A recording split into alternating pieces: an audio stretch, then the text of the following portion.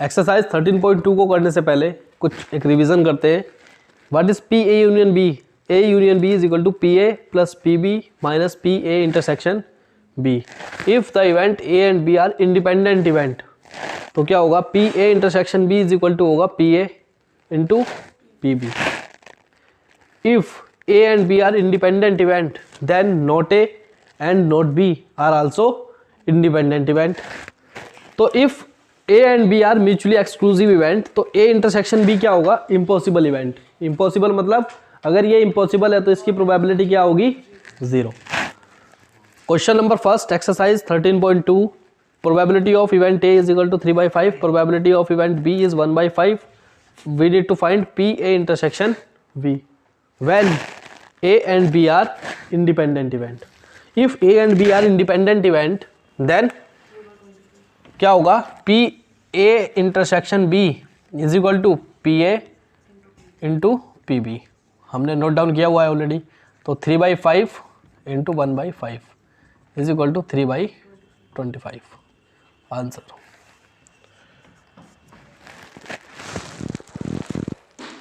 Question number 2 में कहा हुआ है कि टोटल 52 कार्ड्स हैं।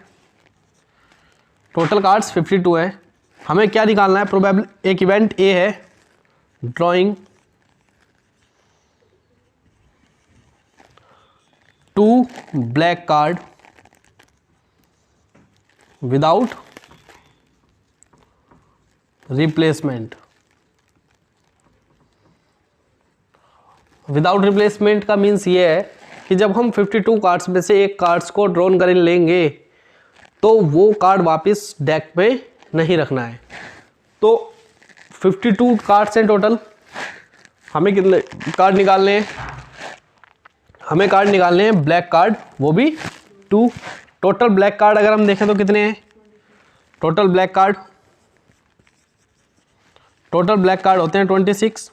यानी जो कार्ड हम ड्रॉन करेंगे उस कार्ड में से कोई एक कार्ड आएगा ब्लैक में से। यानी कितने कार्ड्स हैं ब्लैक? 26। 26 में से कोई एक ब्लैक कार्ड्स ड्रॉन होगा। तो एक कार्ड विदाउट रिप्लेसमेंट निकालने की प्रोबेबिलिटी क्या है? Probability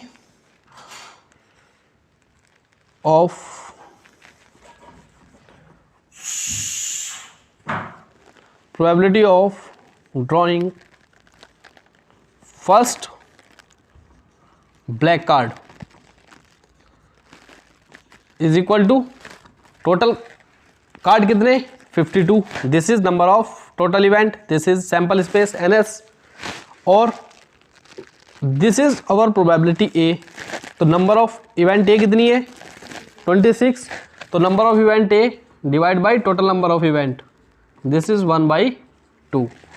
this is the probability of drawing first card. Similarly probability of drawing second card, second black card. तो क्या हो जाएगा? देखो अभी जब हमने रिप्लेसमेंट नहीं किया तो डेक के अंदर अभी टोटल नंबर ऑफ कार्ड्स कितने हैं? 51। टोटल नंबर ऑफ कार्ड्स कितने बचे? 51। और ब्लैक कार्ड कितने बचे? 25। तो यह यार प्रोबेबिलिटी क्या आएगी? 25/51। 51 क्योंकि एक कार्ड निकल चुका है और ब्लैक कार्ड का, वो भी किसका? ब्लैक का। तो ब्लैक जो टोटल 26 थे वो कितने बचे अब? 25। नाउ अब अगर हम टोटल प्रोबेबिलिटी निकालते हैं, now probability of drawing 2 black card क्या हो जाएगी? 26/52 इंटू 25/51। तो ये आ जाएगा 1/2 इंटू 25/51। तो ये आ जाएगा 25/102 आंसर। ठीक है। क्वेश्चन नंबर 3 कि टोटल 15 ऑरेंज है हमारे पास। ठीक है, इसको क्या करना है? इसमें से 3 सैंपल लेने हैं। अगर 3 सैंपल कैसे आ गए? बैड वाले। अगर 3 सैंपल बैड वाले आ गए तो ये जो स्टॉक है इसका वो क्या होगा? रिजेक्ट हो जाएगा। ठीक है। और हो जिसमें से 15 में से क्या दिया हुआ है कि 15 में से 12 गुड है और 3 क्या है? बैड। अगर इसके हाथ में वो तीनों सैंपल लेते हुए वो तीनों आ गए जो क्या थे, बैड, तो ये लॉट क्या हो जाएगा, रिजेक्ट हो जाएगा। और अगर इसके हाथ में तीनों कैसे आ गए, गुड, जबकि उसमें अवेलेबल तो है बैड, लेकिन इसके सैंपल लेते हुए इसके हाथ में क्या आए, तीनों गुड, तो ये लॉट क्या होगा, अप्रूव्ड हो जाएगा। ठीक है, तो क्वेश्चन में यही कहा गया है कि लॉट क्या हुआ है, अप्रूव्ड हुआ है। तो अगर लॉट अप्रूव्ड हुआ है तो यानी इसके हाथ में तीनों ही कौन से ऑरेंज आए होंगे, गुड वाले। ठीक है, तो इसके हाथ में कौन से ऑरेंज आए, जब सैंपल लिया तो इसने कौन से ड्रॉन किए, ऑरेंज, गुड वाले। करने को तो इस क्वेश्चन को 1 मिनट में भी कर सकते हैं, और करने के लिए इसको अब हम कर रहे हैं 1 मिनट में ऐसे कर सकते हैं, वो बाद में देखेंगे। अभी हम देखते हैं अपने वे में कैसे करना है। तो इसमें अगर हम बात करें सैंपल स्पेस की, NS की, तो वो क्या होगा, 15 टोटल नंबर ऑफ ऑरेंज, और S की बात करें सैंपल स्पेस की, तो 12 good orange plus 3 bad orange, यही होगा। तो total number of orange is 15, that is number of sample space. Now क्योंकि ये लॉट क्या हुआ है, अप्रूव्ड हुआ है, तो यानी जो इसने पहला ऑरेंज ड्रॉन किया होगा वो कैसा होगा, गुड। ओके, तो प्रोबेबिलिटी ऑफ ड्रॉइंग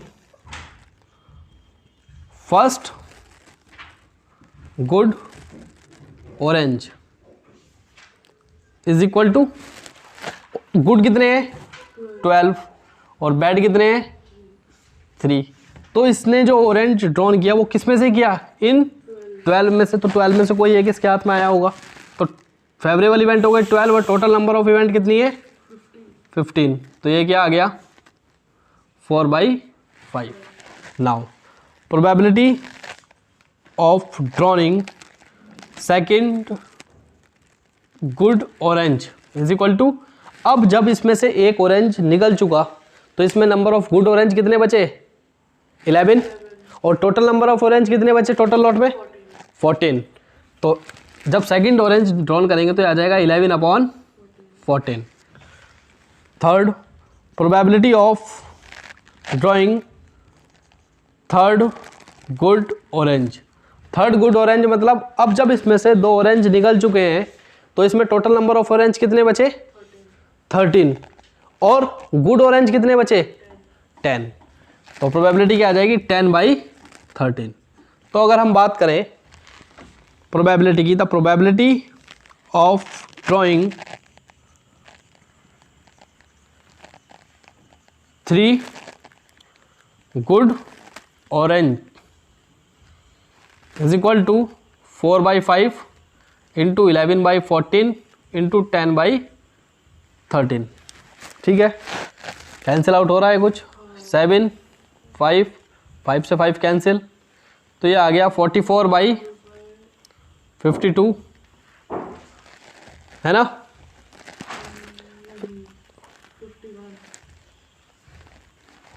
नहीं सॉरी गलत है, ये आ गया 44/7 इंटू 13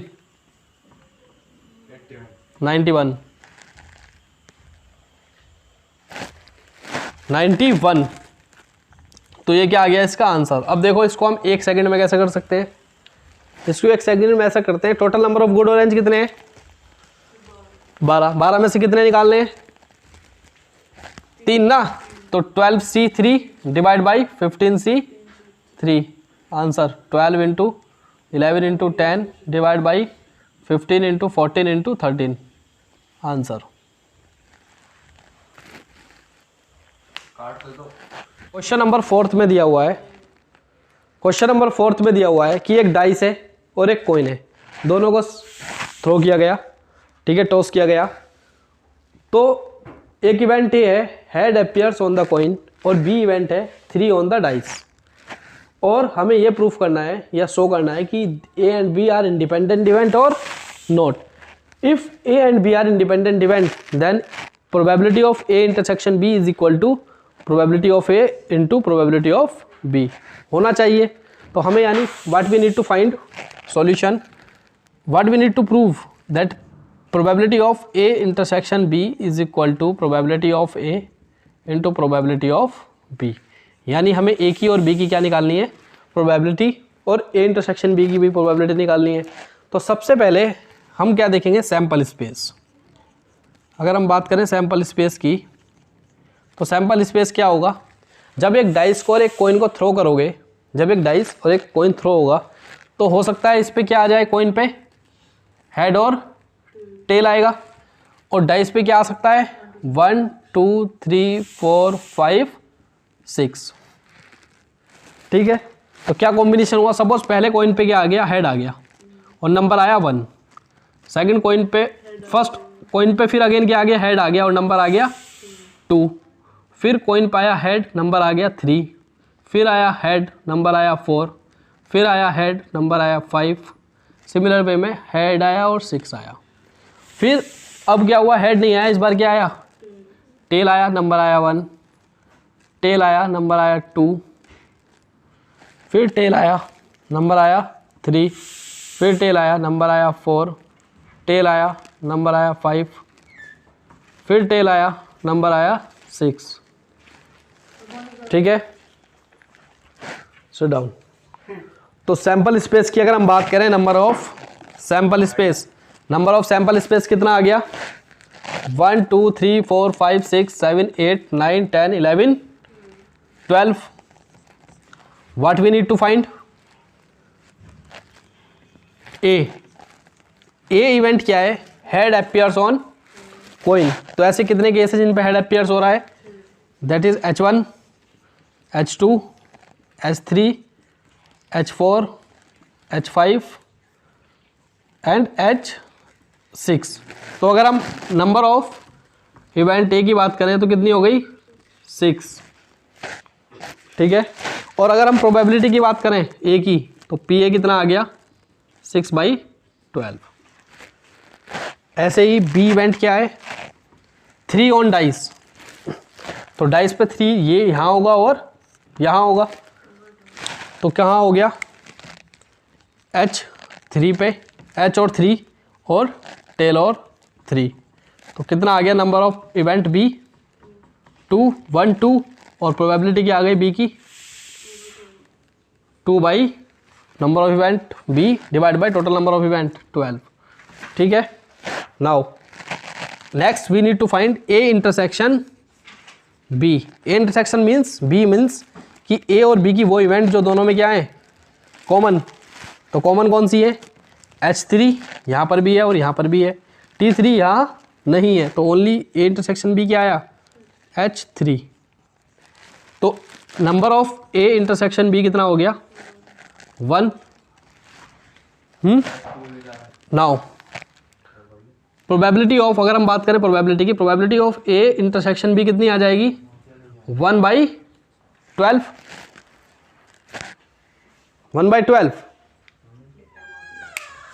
ठीक है, तो कितना आ गया, 1/12। तो नाउ यहां देखो, P A into P B की अगर मल्टीप्लाई करोगे तो ये आएगा कितना, 12